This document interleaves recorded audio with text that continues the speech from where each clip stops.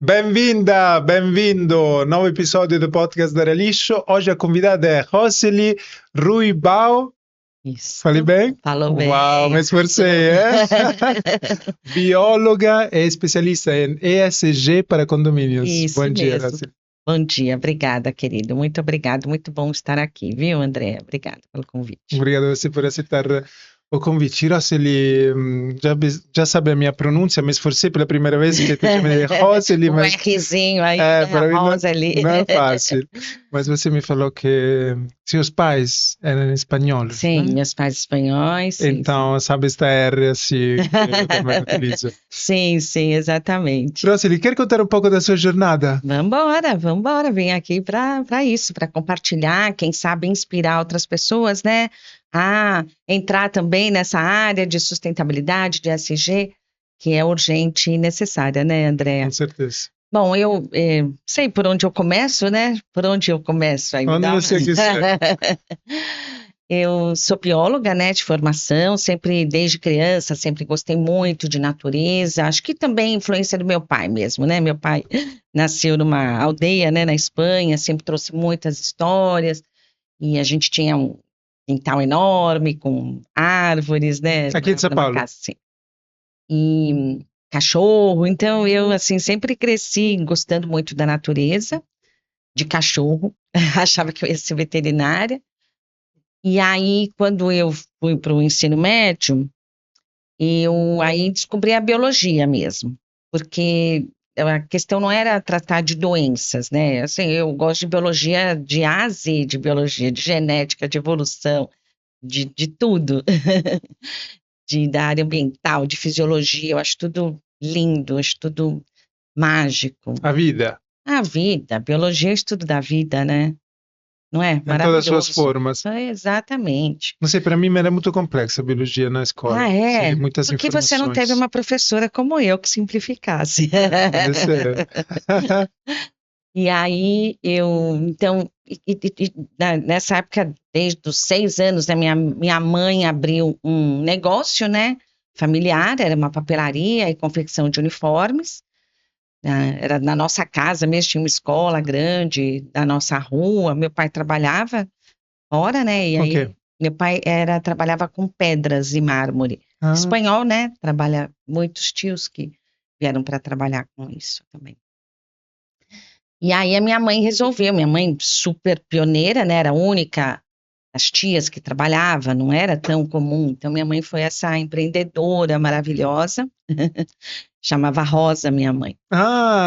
te chamou quase como ela. Rosa, mas a rosa, né, tem tanto simbolismo também, né, da flor rosa, né, acho que é muito lindo, né. Assim, sempre que eu vejo uma rosa, traz sempre a lembrança forte da minha mãe. Era essa mulher forte. E aí ela fez também, a gente era pequena, eu tenho uma irmã mais velha, quase 2 anos mais velha, e aí minha mãe abriu esse negócio em casa, então também fomos muito criadas dentro com muita gente. A gente não teve, assim, aquela vida de, a mãe que faz, né, essa coisa mais quadradinha dentro de casa, né? Porque minha mãe já começou a trabalhar, a gente também começou a ficar bastante lá na loja, embora eles sempre também, claro, incentivando muito o estudo, mas a gente ficava muito ali, Por que ela na decidiu loja, né? abrir um negócio? Acho que ela falou que ela tinha esse sonho mesmo de abrir. E tinha uma papelaria, tinha uma escola muito grande, né, na nossa rua, e nós estudamos nessa escola também, eu e minha irmã. E aí ela resolveu abri, teve também muito sucesso, muito êxito, crescemos muito, fazíamos uniforme para várias escolas ali da região. Então eu cresci também nesse ambiente, né? Mas claro, sempre também mirando, porque eu queria ter os meus projetos, as minhas coisas, então eu optei e fui fazer mesmo biologia, né? E aí, mas sempre, assim, não conseguia, porque a loja, aquilo também fazia muito parte da minha vida. Eu também adorava, era um negócio muito Você trabalhava lá, no maravilhoso. atendimento. Trabalhava, atendimento, tudo, né? Você é Tudo. muito comunicativa, então gostava de falar com as Eu acho pessoas. muito, tudo, acho que tudo é bagagem, né, Andréa? Tudo é Ah, bagagem, né? Eu acho que passar por essa experiência de um balcão, de estar atrás do balcão, de atendimento ao público, é muito enriquecedor. Muito, porque você tem assim, você vai ganhando muitos insights, você vai sabendo ter jogo de cintura, lidar com as pessoas. Eu cresci muito ouvindo que eu era muito simpática, sempre e boa vendedora. Que bom. Eu acho que sim, acho que isso. Eu acho que tem rótulos que são ruins, né? E tem outros, enfim, eu cresci muito ouvindo isso, né? E acho que de alguma maneira ajudou, me abriu muitas portas isso. E aí fui fazer biologia e estava muito, porque aí comecei também a namorar, pensar em casar e essas coisas todas, né? E aí, quando eu me formei, né, na faculdade, fui buscar meu diploma no colégio onde eu tinha estudado, e aí eles falaram, estamos precisando aqui de professora de biologia, né? Meu ex-professor também me falou isso. Na universidade? Não, no colégio onde eu tinha feito o ensino médio, Ok. colegial, né, na época. Ok. Particular. Particular, sim. E aí, sabe, não tinha me passado pela cabeça, porque de fato eu ia, né, não tinha pensado nisso. Mas aceitei o desafio, fui entrevistada, passei ali por alguns processos, e fui dar aula no colégio que eu tinha estudado. Com os meus ídolos, né? Porque os professores são nossos ídolos, né? É verdade. É verdade que passa de ser aluno a ser professor. E muito jovem, eu tinha 21, 22 anos, fui jogada ali na Cova dos Leões, literalmente.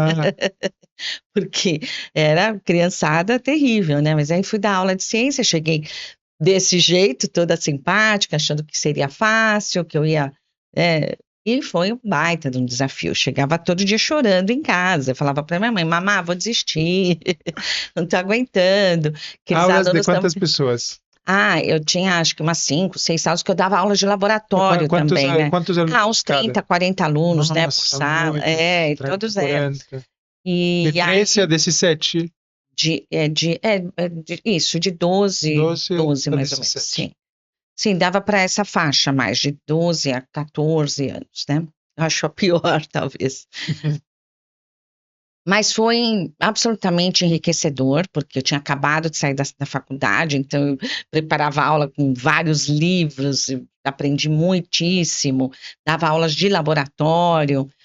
Você está ali no gás todo. E também continuava trabalhando na loja, então foi legal, porque eu consegui conciliar as duas coisas, né? Porque Mas o colégio que estava na rua da casa? Não, era outro colégio. Okay. Porque a minha mãe, vocês bem sabem, né, como uma boa espanhola, falava, ai, filha, a gente precisa tanto de você aqui. Então foi ótimo que eu consegui conciliar as duas coisas, e foi também uma enorme bagagem, e foi tudo que a gente conquistou, também veio muito de lá, né? E no colégio também uma baita experiência, porque, de novo, você aprende a lidar com pessoas com diferentes perfis, e aprender muito, porque a gente, na verdade... A gente aprende quando a gente ensina, né, André? Você sabe disso. E foram ali 10 anos, né? Ali também, eu dando aula, eu me casei, tive minha filha, né? Fui muito paparicada quando estava grávida. O que significa paparicada? Ai meu Deus, ajuda aí. Ajuda em casa, paparicada. Alguém ajuda aí, por favor. De receber muitos mimos, muito carinho, porque eu estava grávida, então os alunos, professora, precisa de alguma coisa, então foi tudo uma delícia, né? Fui muito privilegiada, ainda sou, sob vários aspectos, né? Então tive sua filha que se chama como? Minha filha é Gabriela. Gabriela Ruibal. Com um L. Sim, com L. Para que complicar, né? Com L. E com quantos anos você? 20, a minha filha hoje, é isso? Não, assim que não fazemos as contas. Com quantos anos? Olha só, que sacanagem. Com quantos anos? Ele vai me fazer chorar aqui hoje, hein? Você tinha quantos anos quando tive Gabriela? Eu tinha 30 anos. 30. Pronto, já entreguei, né? Não falou quantos anos tem Gabriela. Gabriela já é formada, então façam as contas aí, uma advogada maravilhosa. Bom, e aí, claro, fiquei ali, chegou um momento que falei, não dá mais para conciliar as duas coisas, a loja também estava demandando, cresceu bastante, estava me demandando muito, e fui me dedicar, sair de dar aula, foi só para esse negócio familiar, né? E aí, em 2012, minha mãe faleceu, que era a grande matriarca, você sabe, né, espanhola. E aí também já vinha mudando muito o mercado, né, Andréa, com internet. Eu Nossa. falo muito frequentemente que antes o sonho de qualquer jovem aqui, nós que estamos aqui, ou quem está nos ouvindo, dessa geração, o sonho era ter uma caixa de lápis de cor de 36. Ah, É maravilhoso. verdade, Tico? Maravilhoso, a caixa de cores. Hoje, qual é o sonho de uma criança? É ter um celular. Sim. Só isso, né? Então, o mercado mudou muito. E claro, já não tinha minha mãe, então eu e minha irmã começamos também a rever, e aí em 2018 optamos por encerrar também. Claro que foi um período difícil, de luto, né, é porque, claro, era Uma grande mudança, grande, 43 anos foram, né, de loja, mas muito maravilhoso também, né, muitas alegrias, alegrias até hoje, né, porque a gente, claro, tá ali num bairro, né, e ali Você ainda mora no bairro onde nasceu? Não moro tão perto, mas moro. Mas a gente, claro, encontra as pessoas. Nossa, que era realmente maravilhosa daquela papelaria. As pessoas falam muito, né? Eu tenho um sonho de ter uma papelaria. Então eu tive esse sonho realizado. Porque, de fato, aquelas canetas, papel de carta, mochilas, esse mundo maravilhoso que é desse período incrível que a gente tem na vida, que é o nosso período escolar. Né? Então era muito gostoso de acompanhar as crianças indo fazer suas compras, e aquilo também é, de alguma maneira, realizar sonhos, né, Andréa? Claro. Porque um pai, quando ele faz ou quando ele investe numa criança, tanto no material quanto numa escola bacana, ele também está ali, né, trilhando um sonho de ver um filho realizado, feliz. Sim. Então, a gente compartilhou de muitas famílias desses momentos felizes, e isso são memórias para sempre, para sempre. Está tentando se segurando a emoção, mas estou vendo que você está emocionado. Se eu ficar muito vermelha, você dá uma caprichada. E aí, em 2018, encerramos as atividades, e aí eu tive esse ano meio sabático de fazer muitos cursos, de falar, não, agora eu vou me dedicar, sempre gostei da área ambiental também, né, nunca deixei de estar também acompanhando, e aí fui fazer vários cursos, fiz um curso na FESP, Antropologia, Sustentabilidade e Negócios Sociais, fiz o Carta da Terra, na Amapaz, entrei para a ABRAPS, Associação dos Profissionais para o Desenvolvimento Sustentável, foi tudo nesse ano, 2017, 2018. Entrei para o Grupo Mulheres do Brasil, ajudei a fundar o Comitê de Sustentabilidade. Coisas, Hoje eu sou líder do Comitê de Sustentabilidade do Grupo Mulheres do Brasil, do Núcleo de São Paulo, que também é uma coisa que me traz muitas alegrias, né? Não, só para entender, depois dos 10 anos como professora, você dedicou bastante tempo na loja? Sim, bastante tempo, sim. Então era também uma empresária com sua mãe, né? Sua mãe te deixava tomar iniciativas? Não, claro. Depois ficou só comigo e com a minha irmã. Minha mãe ia lá só para fazer, sabe, o maître do restaurante. Como é que está aqui? Tudo ela bem? Conseguiu deixar o controle? Sim, totalmente. Sim, ficamos eu e minha irmã no controle de tudo, né? De financeiro, de parcerias, de tudo, né? Que bom. Sim. Então, sim, eu tenho muito essa veia comercial, de empresária também. Eu gosto muito do comercial. Eu acho que o comercial é o que... E acho que isso vem da minha mãe, diferente do meu pai. O meu pai, ele já era... Que, aliás, hoje é aniversário do meu pai, meu paizinho, onde estiver. E da minha mãe. Que coincidência maravilhosa. Que coincidência maravilhosa. Sim. Maravilhosa, dia 19 de fevereiro. É que é o dia do nosso podcast. Incrível. E hoje faria 95 anos, né? Ele nos deixou há 3 anos. Então, do meu pai, eu acho que vem mais isso dessa... Meu pai era muito poético, meu pai era muito das artes. Minha irmã é arteterapeuta. Hoje também, né? Também saiu da loja, também está muito realizada no trabalho dela. E eu fui para essa área. Meu pai também sempre foi, né? Muito de falar das questões ambientais ou da natureza, meu pai. E a minha mãe era essa coisa mais pragmática, mais comercial, mais business, né? Acho que eu acabei ficando essa mistura, o que eu acho muito maravilhoso para esse mercado nosso, especialmente, porque você acaba tendo pessoas muito técnicas que não conversam com o comercial, ou alguém que é muito comercial e que não sabe nada, ou que não tem uma paixão, um viés ambiental, né? E acho que eu consegui juntar as duas coisas e estamos aí no caminho, né, Andréia? Nada é linear. A gente está o tempo inteiro, né? A gente está em espiral. Então, em 2012, sua mãe nos deixa neste plano de existência e vocês por alguns anos entendem, ou seja, continuam o negócio até entender que o mercado estava mudando muito e que vocês não queriam mudar com o mercado. E sim, e que eu acho que a gente, em algum momento, eu e minha irmã também entendemos, André, que aquilo era um sonho da minha mãe. Claro, entendo bem. E que tinha chegado o momento da gente seguir os nossos sonhos também. Claro. Entendeu? Sim, porque para você foi muita descobertas, né? Todos esses grupos que me está falando, cursos. Exatamente. Ou seja, um novo início. Veja, também não é que a gente estava ali fechada, não. A gente também era muito bem relacionada na loja. A gente também fazia parte de associações, tanto do bairro, né, com lojistas, quanto de associações de confecções, enfim, a gente tinha muito relacionamento com as escolas todas da região. Naquele setor. Claro.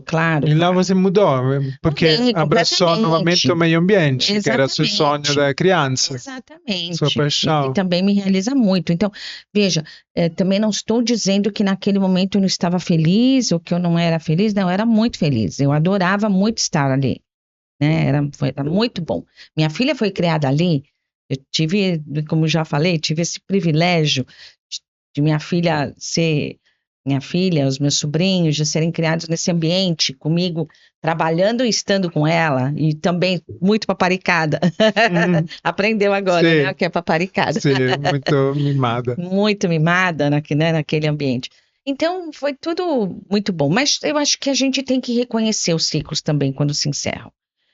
E que bom, eu acho que bom que estamos aqui, sempre em evolução, sempre aprendendo. E claro, foi muito desafiador, né? E aí, em 2019, então comecei a fazer esse movimento, né? De primeiro, né, muito trabalho voluntário. E aí, em 2019, entrei para o setor de resíduos, né? De uma startup. E fiquei ali por quase 6 anos, que fazia o atendimento em condomínios. Também quando eu comecei tinha cerca de 100 condomínios e entregamos com quase 1.000 condomínios, né? Então foi também um grande sucesso e eu acho que toda essa bagagem, né? Tanto que o colégio me trouxe, quanto que a loja me trouxe, quanto da paixão por esse tema, que fizeram também ter esse êxito. Essa startup foi vendida para uma multinacional e eu acabei também me desligando. E aí, enfim, estamos aí em outros movimentos, em outros projetos. E como foi nesses 6 anos? Você cuidava do comercial? Sim, cuidava do comercial. Foi incrível, né? Porque também, eu acho que a gente, assim, acho que isso também veio do meu pai, né? Essa gana por aprender, né? Por conhecer, por novos desafios. Eu não tenho medo disso. Pelo contrário. E foi muito maravilhoso, porque aí foi um novo mercado também que se abriu, do mercado condominial, né? Que me acolheu muitíssimo, né? Que me abraçou muitíssimo, tanto que hoje eu tenho um podcast também, né, André? Também preciso retribuir aqui a gentileza de levá-lo lá. Tem um podcast que justamente fala sobre vida saudável e sustentável em condomínios. E eu fui convidada E eu fui convidada para fazer esse podcast. Então, assim, fui convidada por um hub do setor condominial, digamos. Pode né? falar como se chama? Condo Hub. Condo Hub. Eu faço as gravações no Condo Hub. Legal. Então, eu fui convidada para apresentar um podcast. Claro, trouxe o tema, se chama Posso Falar também? Claro. ESG com R's, né? Que então é falar de ESG, que é onde eu me especializei. Então, fiz 2 pós-graduações também, já tinha feito antes, uma pós em Ciências Ambientais. E, assim, logo que eu me formei, era uma coisa ainda muito nova. E recente. Também como como acrônimo, né? Não se conhecia. Acrônimo se fala? Sim, pode ser. Muito curiosamente, foi esse curso essa pós que eu fiz, a primeira pós que eu fiz de ciências ambientais, que já era de uma equipe multidisciplinar. Então, tinha geógrafos, tinha jornalistas, tinha o que não era tão comum hoje, já se fala muito, né, em multi ou transversalidade das disciplinas, ou multidisciplinas, né, mas não se falava, então a gente estudou a região de Redenção da Serra, aonde foi Redenção da Serra, que foi invadido, não é invadido, mas por uma represa, foi totalmente alagado por uma enchente. Não, foi represa mesmo. Então a cidade ficou embaixo da água, né? Como tem muitas outras. Para fazer hidrelétrica. Exatamente. E então é muito curioso, né? Assim, como eu era bióloga, eu acabei ficando mais na equipe social. E hoje, você vê, depois eu fiz a minha segunda pós de SG, Inovação e Liderança, na FAP. E tudo isso está muito relacionado, né, com ESG. Eu adoro todos os sistemas, eu adoro misturar o ambiental com o social, eles não se desconectam, claro que não. E governança também. Então nós fazemos parte do ambiental, né? Como social, fazemos parte. Claro. E aí eu fiz essa pós, e aí eu fui, por quê, Andréa? Porque eu fui percebendo que os condomínios também eram carentes desse tipo de assunto, né? Porque quando eu fazia a implementação no condomínio, e aí já também vou puxar aqui para a sua área, a gente tratava dos recicláveis, dos materiais recicláveis, da destinação correta dos recicláveis. Então, plástico, vidro, metal, papel. Podemos falar o nome da empresa ou prefere não? Onde você trabalhava? Eu trabalhava no Instituto Muda. Trabalhei 5 anos e meio no Instituto Muda. Acho que tem várias pessoas que conhecem. Sim. Então, que inclusive se chamava, era famoso como Instituto Muda, mas comercialmente era Grupo Muda, não é? Na verdade, depois ele se tornou Grupo Muda. Inicialmente era Instituto. Exatamente. Então era not for profit, era sem fins lucrativos. Não, era com fins Porque solitamente a palavra instituto é utilizada para organizações sem fins lucrativos. Eu estou errado, equivocado? Eu não sei bem, não sei te falar disso, também não sei exatamente como é que funcionava, mas depois, como acabou, o Instituto cuidava mais dos condomínios, né? E tinha uma finalidade social, que 100% do resíduo que nós coletávamos era doado para cooperativas. Né? Então, não tinha receita com isso, era de fato incrível o projeto, e aí depois foram agregando outros tipos de serviços, como selo, sabe, de compensação de embalagens, então aí se tornou o Grupo Muda. Mas eu trabalhava especificamente no Instituto, que tinha esse forte viés social, já que 100% dos resíduos coletados eram doados para cooperativas. E muito bacana. E aí, André, o que a gente também percebe que quando eu fazia essas implementações, logo vinha a pergunta, o que nós vamos fazer com os orgânicos, né? E então aqui entra muito aqui também na sua área, né? Então, como tudo acaba se conectando, e a gente não lidava mesmo porque é muito curioso, porque as pessoas acham que você está falando de lixo, né? Só que eles têm destinações diferentes, transporte diferente, a pessoa acha que é tudo lixo. Não é. A gente tem os resíduos especiais também, né? Inclusive, o coletor do Instituto Muda è molto lindo e per me era una referenza tan importante che quando alguien entrava in contatto pedendo un orçamento para un condominio, falava já chamou o Instituto Muda, porque desde o coletor até toda a reputação, o impacto social era muito, muito ótimo. Até ser comprados, mas isso sem falarmos em outro momento. Exatamente. Não, é verdade. É um coletor muito lindo, né? Eu acho também. E você sabe que o coletor, André, ele tinha algumas... era um pouco polêmico, tá? Tem gente que ama e tem gente que... sim? E eu sempre fui muito defensora, eu acho ele bastante funcional também, e acho que ele é bonito. E porque eu acho que a gente tem que começar a olhar, mudar o nosso olhar sobre o que a gente acha que é bonito, né? Então, para mim, ele é bonito porque ele é conceitual, porque ele Também. vem também do resíduo, porque ele carrega uma história, porque aquele resíduo foi ressignificado. A gente aqui falando, né? Então, meu podcast também é com os R's, né? Então eu adoro. Reduzo, reuso, reciclo, recupero, recuso, repenso, respeito, realizo. Vou precisar de uma camiseta dessa para o meu podcast.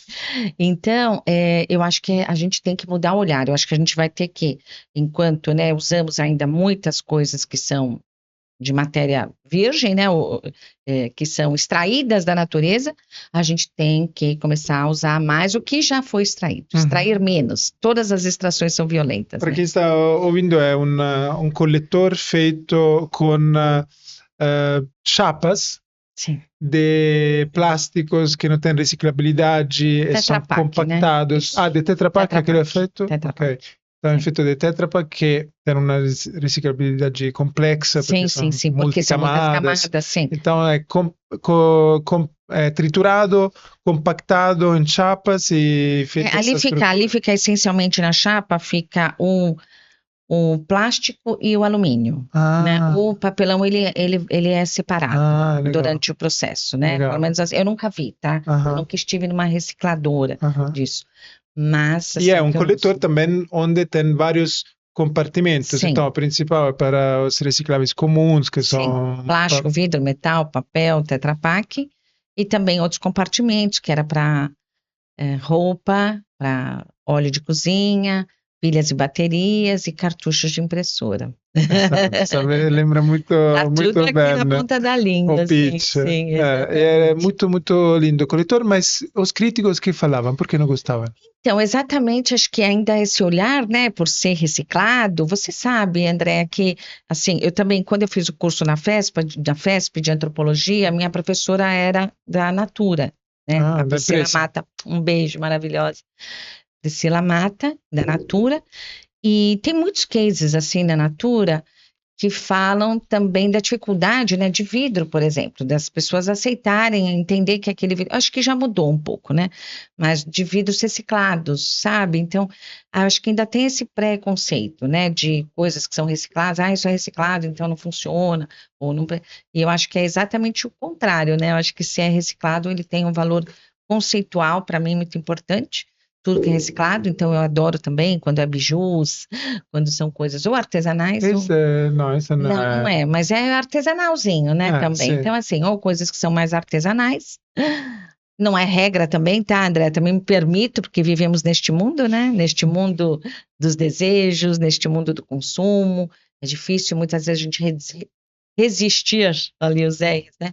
Resistir a tantas...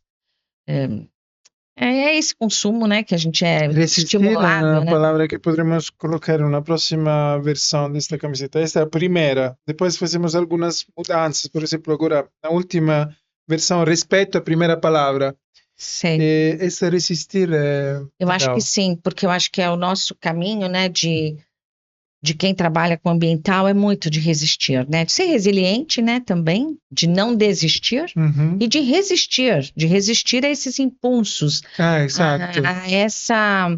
a esse consumo que a gente é estimulado muito frequentemente. Sim, que aqui nós colocamos como recusar, mas recusar é um verbo muito mais forte, né? Então resistir... É verdade, é mais suave, né, o resistir. E tem a outra parte do ativismo, da luta, né? Então... Eu gosto também, é verdade, muito legal de resistir. Eu acho que a gente precisa resistir. Sim. E resistir deve ter alguma coisa, será com existir também, né? Claro, tem. Estava pensando agora mesmo. Existir é você resistir, né? Existir novamente. Sim, se manter, se perpetuar, né? Legal. É incrível, incrível. Por isso que eu escolhi o meu podcast também SG com R's, porque eu acho que os R's, eles trazem... Aliás, né, o nome também é muitíssimo criativo, né? Realixo. Porque eu acho que é isso, né? Acho que também começa muito com o repensar, né? De novo, repensar tudo, né? Tem muitos R's, né? Reequilibrar, ressignificar, Uhum. Acho que é muito incrível esse RE, todo o simbolismo que ele carrega, né? Uhum. Acho que é importante. Muito legal. Sim. Então, 6 anos no comercial, você que fazia a formação nos condomínios, imagino muito frequentadas, né? Todo mundo queria participar. Não, não era assim. Às vezes deserta, 3 Olha, pessoas. tem muita história, tem Conta alguma. muita história, tem muita história bacana. Tem, tem síndicos que já eram muito engajados e que então provocavam o condomínio para fazer uma gestão de resíduos mais eficiente, mas também os síndicos muito resistentes às mudanças, o resistir, aí apareceu de novo. Também muito resistentes a mudanças, que a gente não pode ser, né, André? É isso, porque as mudanças estão aí, nada é permanente, né? Tudo é impermanente. Não podemos ser resistentes a mudanças, isso vale para tudo.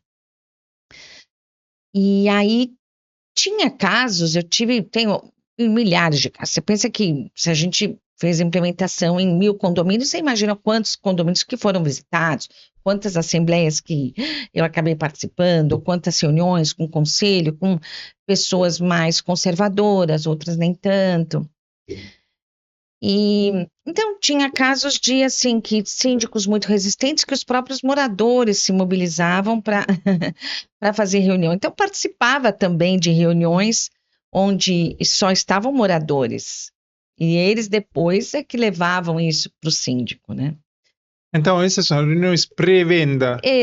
Não, ainda Exatamente. não era fechado o acordo, era para você apresentar a empresa. Muito isso, né, André? Muito, porque não é um assunto, ainda não é, eu acho que mudou bastante. Mas ainda não é, eu acho que falar de orgânico talvez ainda mais desafiador, né? Porque você está falando justamente de orgânico, de matéria que é importantíssimo, né? A gente sabe, né? Então, em momento nenhum eu coloquei recicláveis como mais importantes do que orgânicos, a gente sabe, né? Orgânicos 50%, essa média, né? É isso. Em peso, né? Em volume muitíssimo menor, né? Em volume Sim. os recicláveis ganham talvez Fortunatamente para 80%. nós. É verdade, facilita a logística, Facilita a né? logística.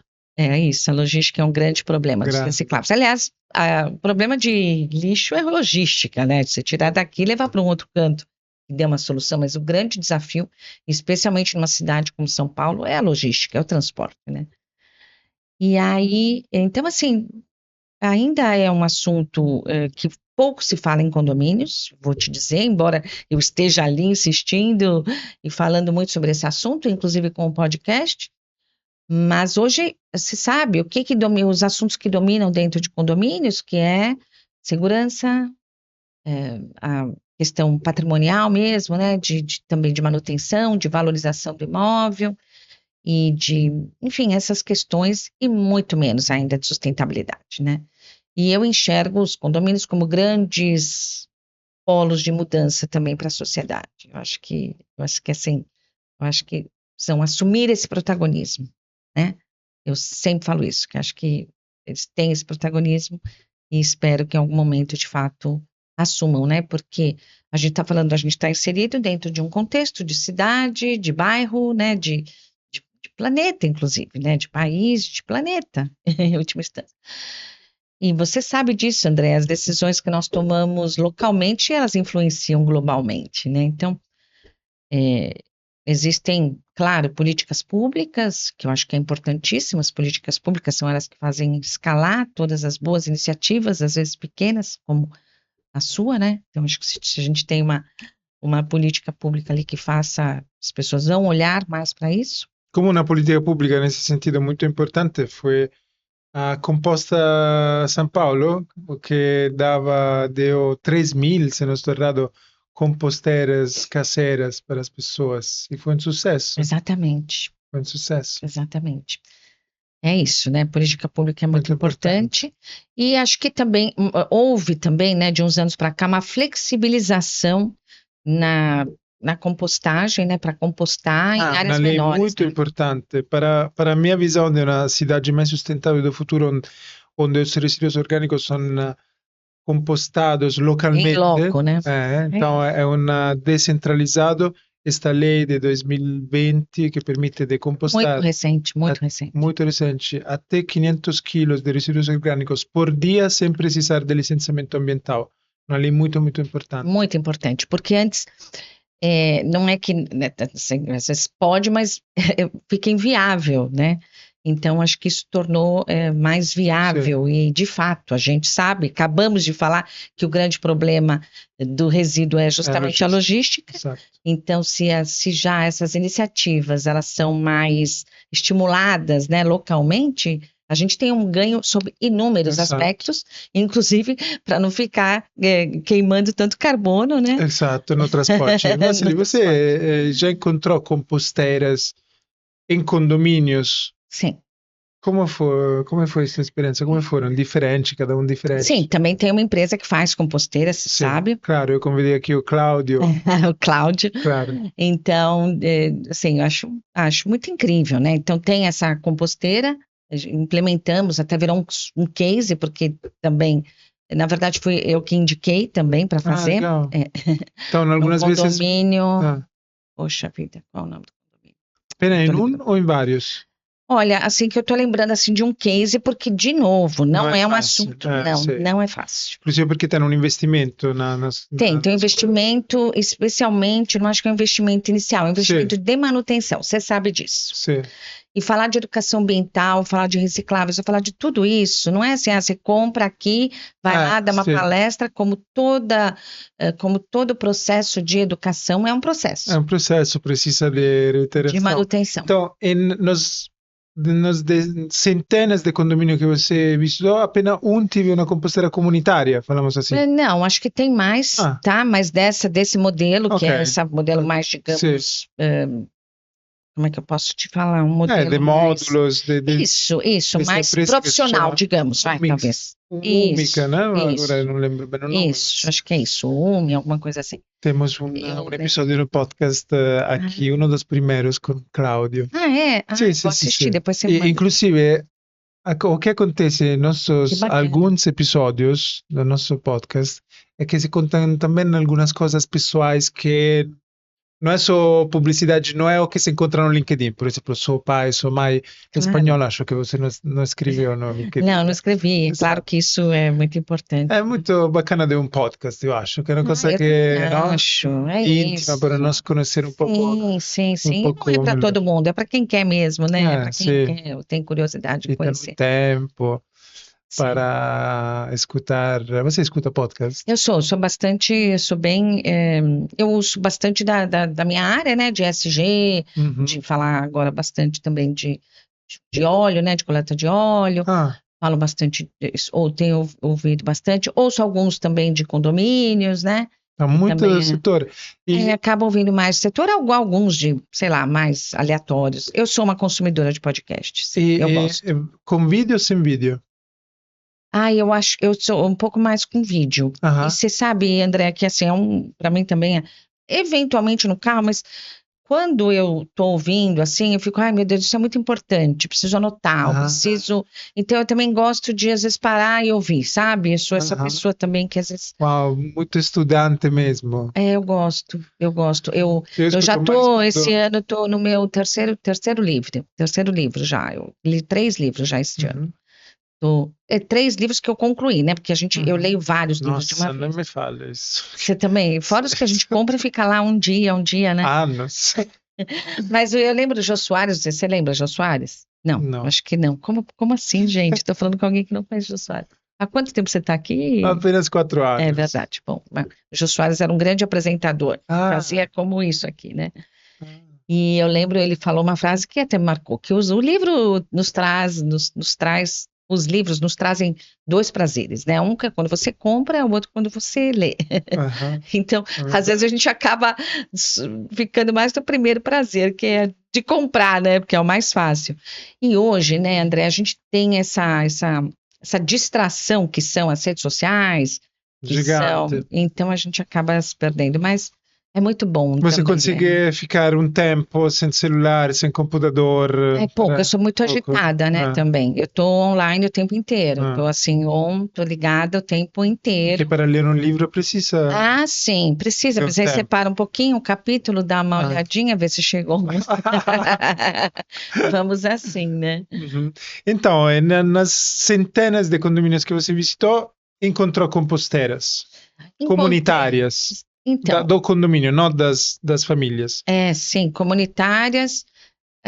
Eu acho que teve mais alguma que eram assim, como leiras, alguma coisa um pouco Ah, mais informal, digamos, entendeu?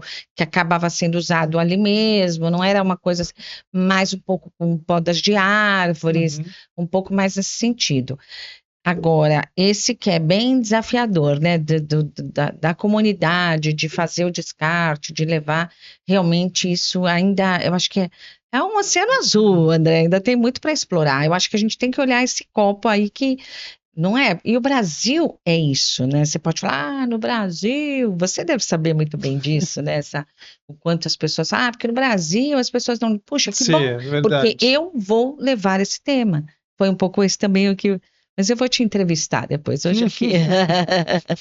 Mas você enxerga isso também, né, Di? É um grande problema, uma grande oportunidade. Um grande Exatamente. desafio, com certeza. Nossa, eu sou muito otimista. Eu acho que em alguns momentos é claro que a gente se desespera, né? É muito resíduo que a gente está gerando, é muito desmatamento, é muita coisa errada. Oggi stavo vendo una materia parlando di desperdicio, porque nuevamente o objetivo es reciclar solo después que hacemos toda una serie de cosas para evitar de descartar uso único y con la comida ainda más.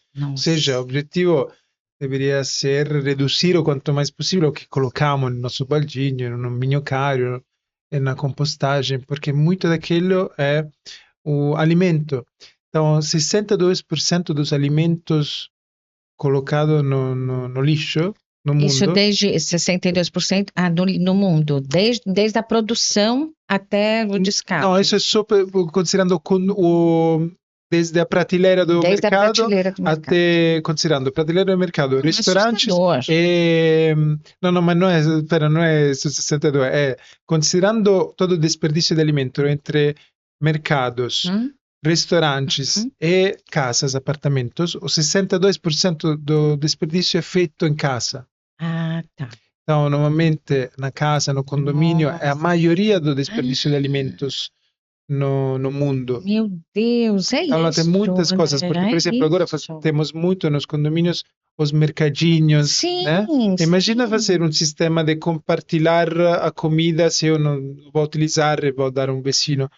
Que, inclusive, uma coisa muito Isso interessante é da incrível. nossa sociedade atual é que não conhecemos mais o nosso vizinho. Sim, É uma sim, sim. dinâmica social interessante no condomínio, né? Então, eu tenho algumas teses assim disso, né? Eu acho interessante, Temos apenas porque 5 minutos. tá. Infelizmente, o Não, tempo já aqui voa. dava para ter assunto aqui, mas Sim. nós vamos Quanto ter dura o outras seu oportunidades. podcast? 1 hora mais ou menos. Também, ok. Mas a gente vai ter outras oportunidades, porque é muito genial, incrível, né? Falar e desafiador e bom, né? Da gente Sim. saber quantas oportunidades.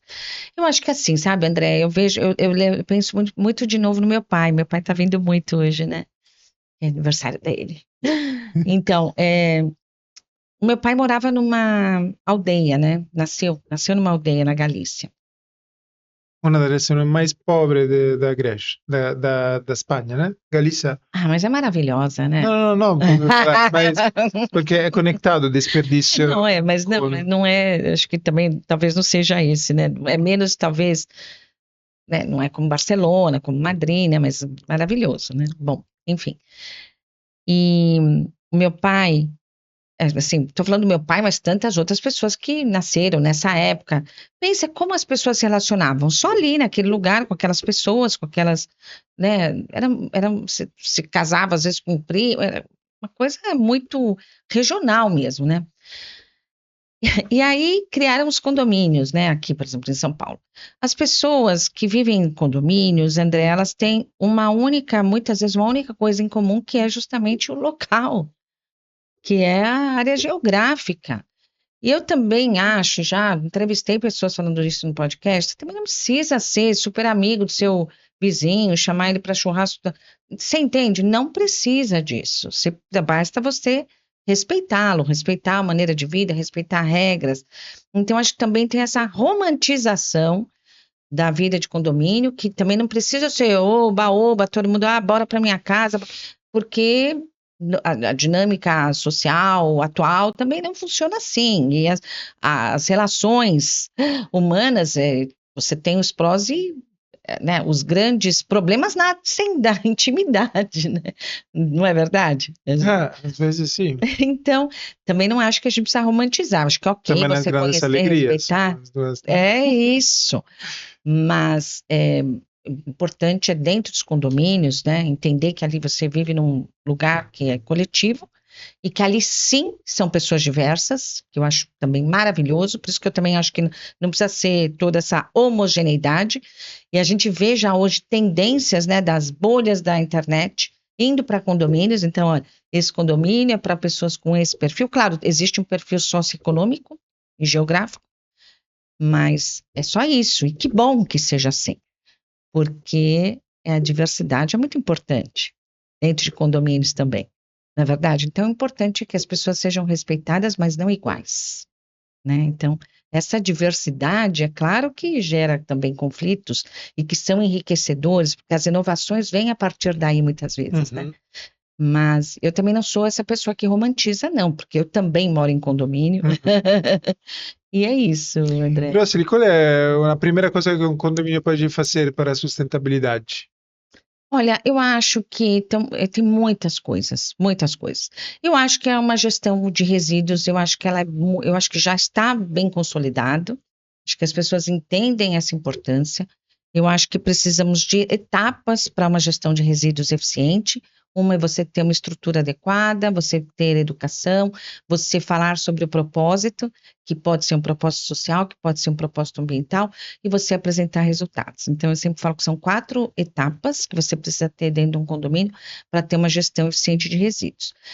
A gente lida muito com a informalidade, né, ainda hoje, de pessoas que fazem coleta e não são remuneradas, acho que esse é um grande desafio também da nossa cidade, para a profissionalização e para a gente sair desse índice horroroso de 3% que nós temos de coleta seletiva em São Paulo. Eu acho um índice muito baixo.